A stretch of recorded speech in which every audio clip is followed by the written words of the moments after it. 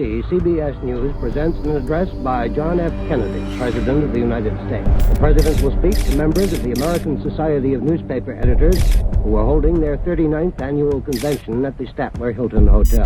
It's April 20th, 1961, and President John F. Kennedy is preparing to give his address to the American Society of Newspaper Editors. Ladies and gentlemen, the President of the United States. That I have decided in the last 24 hours to discuss briefly at this time the recent events in Cuba. On that unhappy island, as in so many other arenas of the contest for freedom, the news has grown worse instead of better.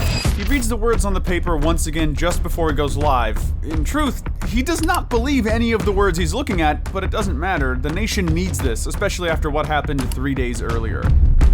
On Chairman Khrushchev to halt and eliminate this clandestine, reckless, and provocative threat to world peace.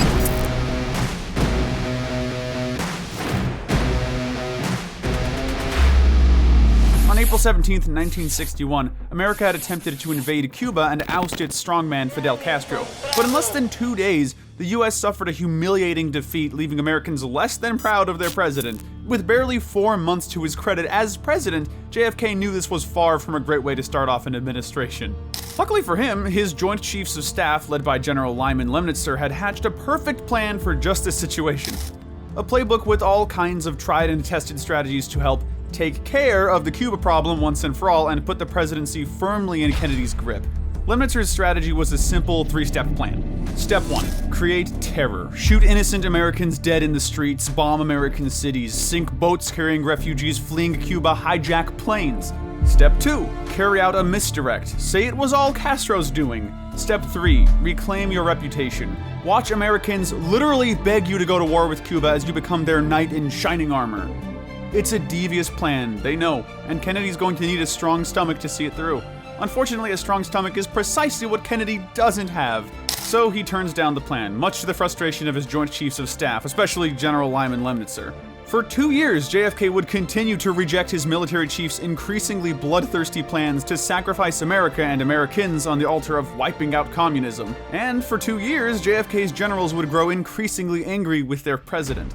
Then, on November 22nd, 1963, at 2:38 p.m. Eastern Standard Time, it happened.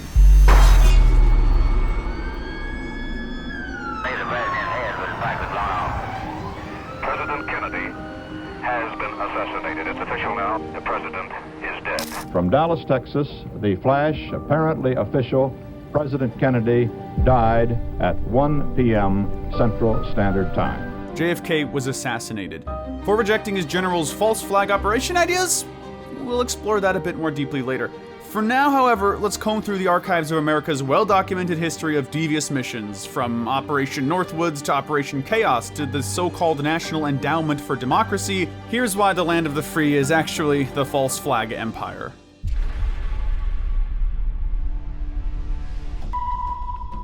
One communist on the faculty of one university is one communist too many. Here is a picture of President Kennedy and his wife taken just before he was shot today in Dallas, Texas.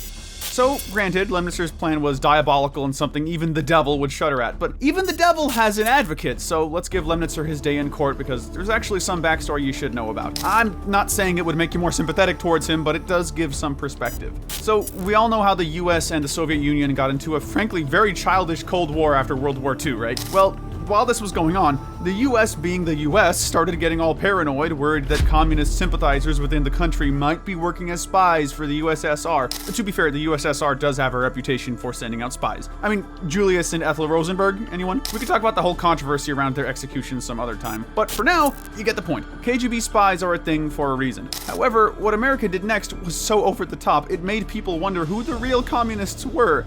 At the time, Harry Truman was sitting president, so he issued an executive order which he called the Loyalty Order. I mean, it's very much giving North Korea, but okay.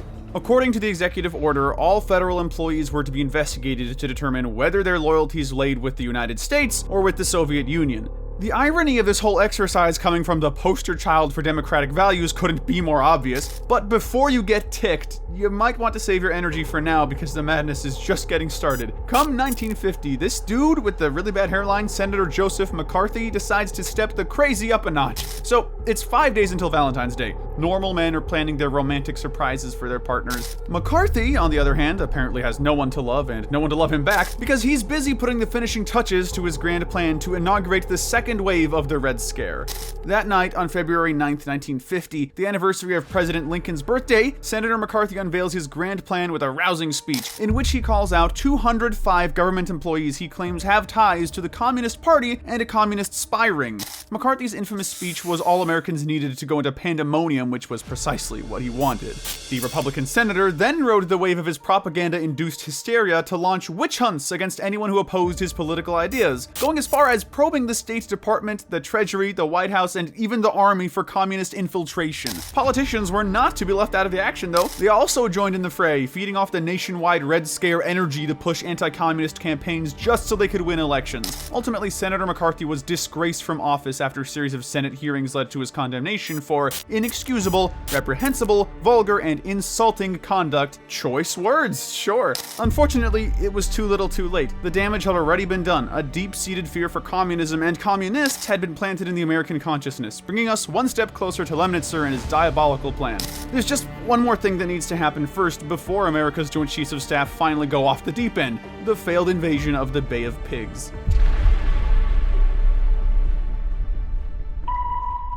So on January 1st, 1959, Fidel Castro, whose steez has to be given its due credit, took his guerrilla army into the heart of Havana and seized power from Fulgencio Batista. Wait, it's not as bad as it seems. Batista was actually a real, how do you say jerk in Cuban, but like less PG? Yeah, whatever that word is, that's what Batista was. Batista had very deep ties with the American government and gave away nearly half of Cuba's sugar plantations and cattle ranches to American businessmen. Obviously, America needed to keep this arrangement going, so they backed Batista under the guise of protecting Cuba from communism. Castro, on the other hand, was having none of it. He felt Cuba ought to have more control over its own resources, so he ousted Batista and pretty much flipped America the bird. First, he nationalized all the American-owned industries. Then he introduced land reforms that benefited Cubans to the detriment of Americans. In retaliation, America tried to cripple Cuba's economy by banning the importation of Cuban sugar. At the time, Cuba's sugar trade with the US accounted for over 80% of its economy, so this was a big blow. Unfortunately for the US, the strategy backfired when the USSR stepped up and took the sugar off of Cuba's hands. Needless to say, the US didn't like this at all. Getting pushed out of Cuba was one thing, but Cuba getting in bed with the Soviet Union? America's one true rival? Nah, that was a walking nightmare for the Eisenhower-led administration.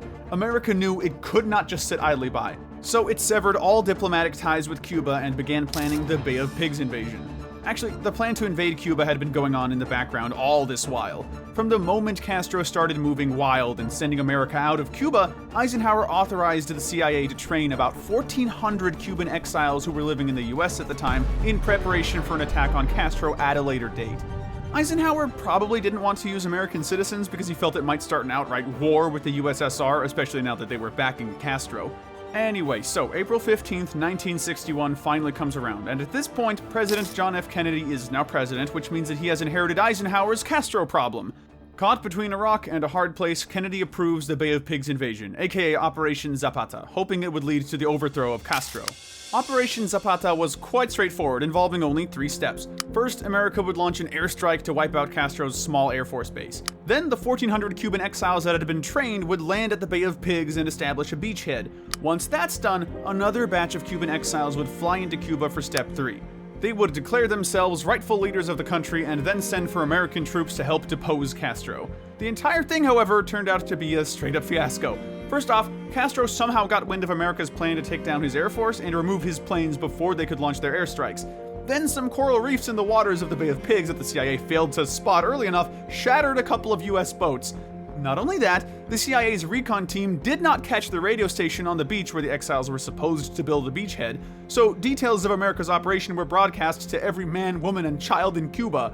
To cut a long story short, America's performance was shambolic, and Castro literally strolled into his victory, rounding up the invaders and executing 114 Cuban exiles. The invasion didn't even last 2 days.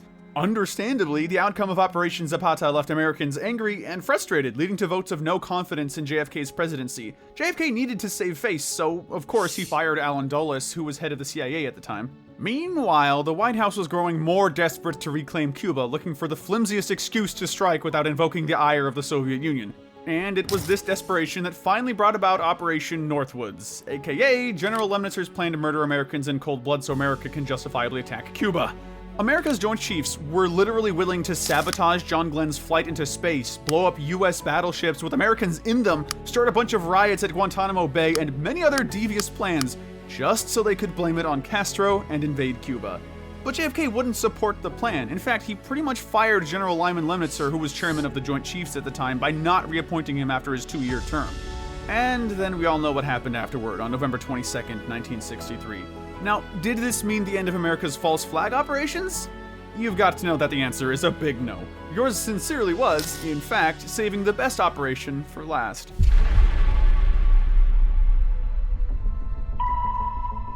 Now, before we go into America's most notorious false flag operation, yes, America carried out another false flag operation that was more notorious than Operation Northwoods in that this one actually happened. At least Northwoods got stopped, but before we go into that, there's something you should know about Operation Northwoods.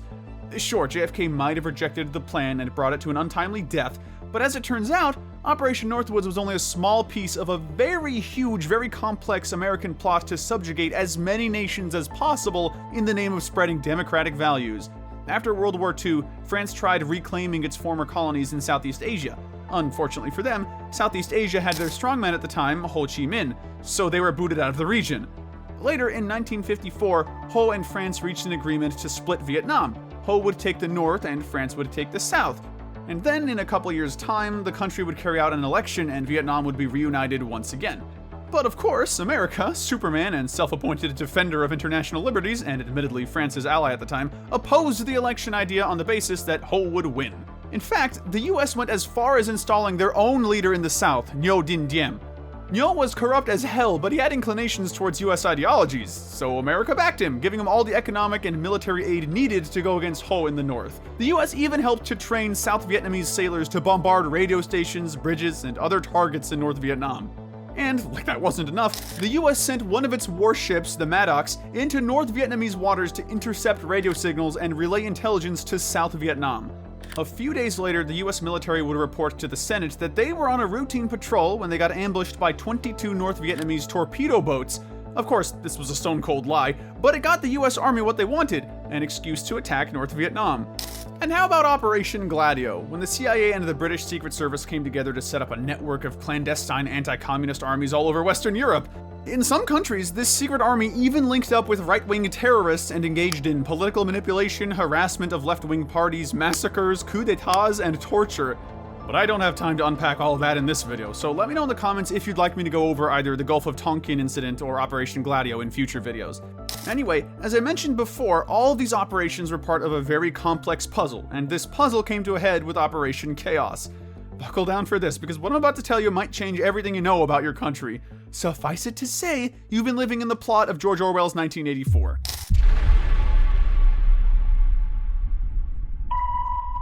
In the 1960s civil rights movement, some concluded that nonviolence and the focus on integration had failed. The new black militancy is led by Stokely Carmichael and H. Rap Brown, who raised their fists in a rallying cry.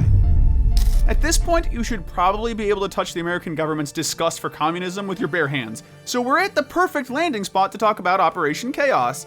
The operation was started around 1967 by then-director of the CIA, Richard Helms. Around that time, a strong anti-war movement had started to sweep across America, especially in the Bay Area, and the White House wasn't comfortable with it. Meanwhile, on the FBI level, J. Edgar Hoover was also working on something called COINTELPRO.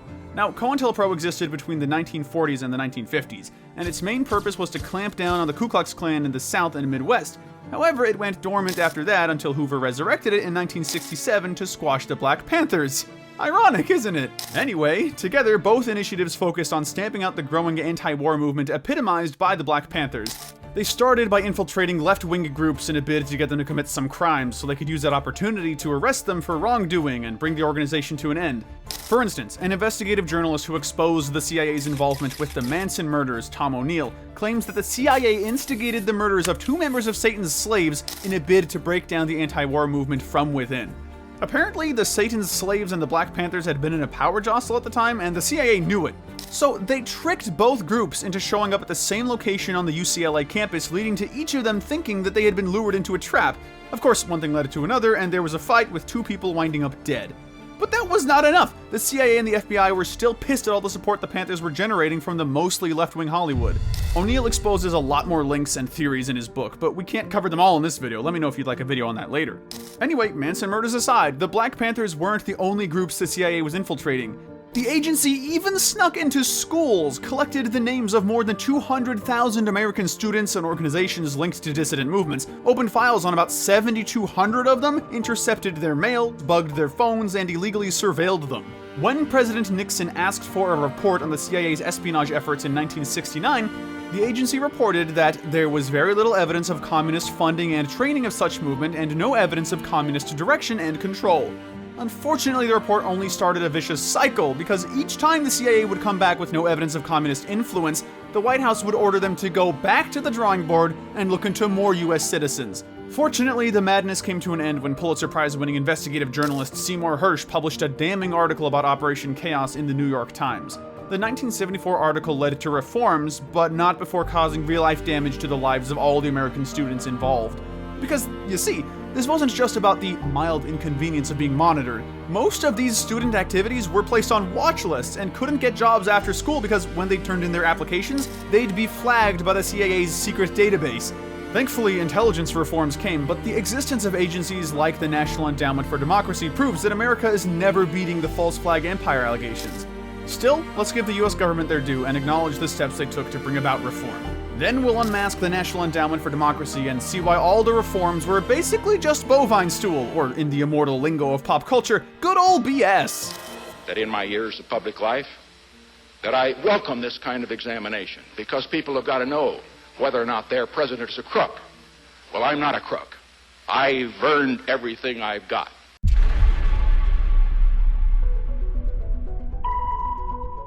So, on December 22nd, 1974, the American people woke up to a bombshell. While everyone slept, Seymour Hersh, the award-winning investigative journalist, had cooked, and when the dish finally got served... Among the other things I discovered, the more troublesome to me, really, is the fact that the Pierce Commission discovered in its investigation that, as you know, Charlie Company was a unit of something called Task Force Barker. Its mission was to attack the hamlet of My Lai 4, Bravo Company. And Bravo Company that morning, about an hour after Charlie Company, had its own massacre of sorts, killing anywhere between 90 and well over 100 people. Boy, the American public was fit to be tied. Congress knew they had to do something before their subjects had their heads on stakes, so in January 1975, they commissioned an investigative committee headed by Senator Frank Church to look into the allegations leveled against the CIA. We must determine, first of all, whether any of these agencies have strayed from these standards, either outside or inside the United States, whether their activities have gone beyond their authority under the law. For a year and 4 months, the Church Committee conducted a wide range of investigative and closed-door hearings into the nation's secret agencies and programs. And then, on April 29, 1976, after 126 committee meetings, 40 subcommittee hearings, and over 700 witness interviews, and 100,000 documents combed, the committee published their report, or should I say their damning report. We already knew of the US government's attempt to invade Cuba, but as the Church Committee's findings would later reveal, the US government also attempted to assassinate President Fidel Castro himself. And not only him, even President Rafael Trujillo of the Dominican Republic, as well as Prime Minister Patrice Lumumba of the Democratic Republic of Congo. Other shocking findings the Church Committee made include how the CIA recruited journalists to spread propaganda through the media, how the NSA collaborated with telecommunication companies to surveil telephone conversations of certain individuals they'd placed on their watch list, including Senator Church himself. In fact, copies of all telegrams going in and out of the US were collected by these telecom companies and transferred to the NSA, who then distributed them to other intelligence agencies, how the CIA targeted prominent civil rights leaders like Martin Luther King Jr., how the CIA conducted experiments on American citizens by secretly dosing them with high doses of LSD to see if they'd become more susceptible to brainwashing techniques or interrogation, how the CIA and Army worked together to secretly develop and stockpile an array of biological agents without the knowledge of Congress Congress or the president, including poisons that could kill tens of thousands of people. There were even more findings, but we can't cover them all in this video. The United States of America will renounce the use of any form of deadly biological weapons that either kill or incapacitate.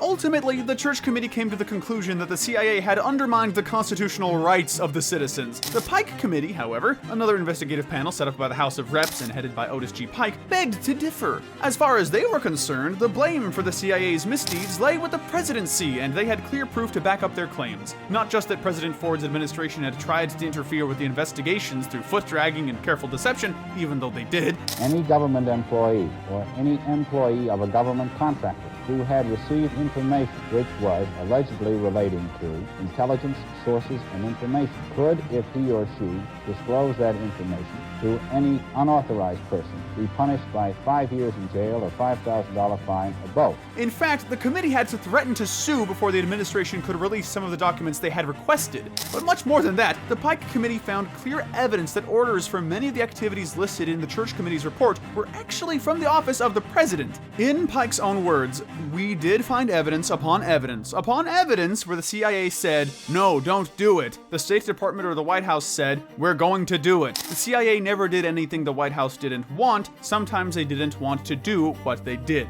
Whatever the case, after the reports from Church and Pike, intelligence reforms began in earnest, starting out with the Halloween Massacre. On October 31st, 1977, a little over a year after the investigations, about 800 senior officers in the Clandestine Services Division of the CIA were fired in what's come to be known as the Halloween Massacre.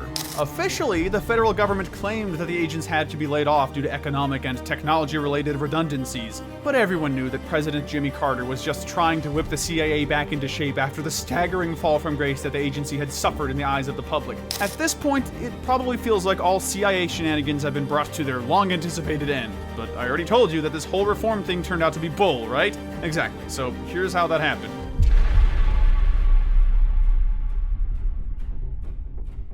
NBC News now makes its projection for the presidency. So yeah, Jimmy Carter's tenure, shambolic, right? Inflation was high, unemployment was rampant, there were gasoline shortages. But most importantly, a militant Islamic group had captured 50 Americans and held them hostage in Iran. The group of American diplomats had been captured when the terrorist group took over the American embassy in Tehran on November 4th, 1979. And as months went by without their release, Americans started to see President Carter as weak and powerless. By the time elections came around in 1980, Americans had fallen out of love with left-wing Carter and in love with right-wing Reagan. American citizens couldn't continue to be held hostage on foreign soil. President Carter should have taken care of the situation a long time ago, but it appeared he wasn't capable, and perhaps it was time to vote a strong man and go back to the days of cloak and dagger CIA activities. All memories of the CIA's past atrocities had effectively been erased in the light of the nation's new trauma. Fast forward to 1981, Reagan's won the election and has been sworn in. The Iran hostage crisis has also been resolved, although the many controversies surrounding the so-called resolution won't die down for decades. Did Reagan really enter into a deal with Iran to keep them from releasing American hostages until he'd been sworn in? Well, that's a story for another day. For now, let's talk about the National Endowment for Democracy and how the US government uses it to carry out its own brand of modern-day colonialism. So, what exactly is this NED? If you check the NED website, here's what you're going to see. The National Endowment for Democracy, NED, is a private, non-profit foundation dedicated to the growth of strengthening of democratic institutions around the world. Each year, NED makes more than 2,000 grants to support the projects of non-governmental groups abroad who are working for democratic goals in more than 100 countries. In actuality, though, NED is a US-backed agency through which America carries out political interference in various countries, mostly in the form of enforced regime change. So, pretty much what the CIA was doing covertly in the past, but with fewer guns and wiretaps, and with more money and influence. For instance, in 1984, a year after NED was founded by the Reagan government, the agency channeled secret funds to a military-backed presidential candidate in Panama. Not only that, the agency also flushed a right-wing French student group with cash to the tune of $575,000. It then delivered another $500,000 to the opponents of then Costa Rican President Oscar Arias, all because Arias refused to agree to America's anti-communist policy in Central America. A year later, NED again funded the anti-Sandinista opposition in Nicaragua to the tune of $400,000, and then gave them another $2 million later in 1988. In fact, throughout the 90s, NED continued to use its financial muscle to bully any government that did not bow to its democratic ideals. And even in the 2000s, well, up to today, this has not been stopped. 2002, NED donated $1 million to Venezuelan rightists so they could oppose populist leader Hugo Chavez. 2005, NED funded anti-Russian presidential candidate Viktor Yushchenko, which we all know turned out to be a very disappointing administration for Ukrainians. 2014, NED also funded an anti-Russian coup, once again in the name of democracy. 2021, NED funded and tutored anti-Cuba forces to spread misinformation on social media in order to ignite public distrust for the government. I could go on and on, but I think you get the point now. The National Endowment Fund is a meddling machine, a CIA cutout that was created specifically for the purpose of carrying out the agenda of the CIA. And this isn't just name-calling. William Casey, Reagan's CIA director, said so himself while pitching the idea for NED. Obviously, the National Endowment Agency claims to not have anything to do with the CIA, but its activities betray those claims. There are well-documented reports of NED engaging in violent campaigns to oust democratically elected governments and undermine so-called US enemies, from Ukraine to Nicaragua to Hong Kong to Venezuela. I mean, I would go into all these records if my time when this video wasn't already up, but if you'd like to know more about it, just leave me a comment down in the comment section and I'll do a separate video on it. In the meantime, however, I'd leave you with this rather interesting food for thought. Leslie Allen is the current Vice President of Communications and Public Engagement for NED. In a phone call with a couple of journalists, she was asked point blank how her organization could claim to be pro-democracy when it supported insurrectionists in removing elected leaders. Allen's response was both shocking and revealing. Not skipping a beat after the question was posed to her, Allen said, So how is it pro-democracy to support mobilizations that seek to remove elected leaders? Isn't that sort of what democracy is?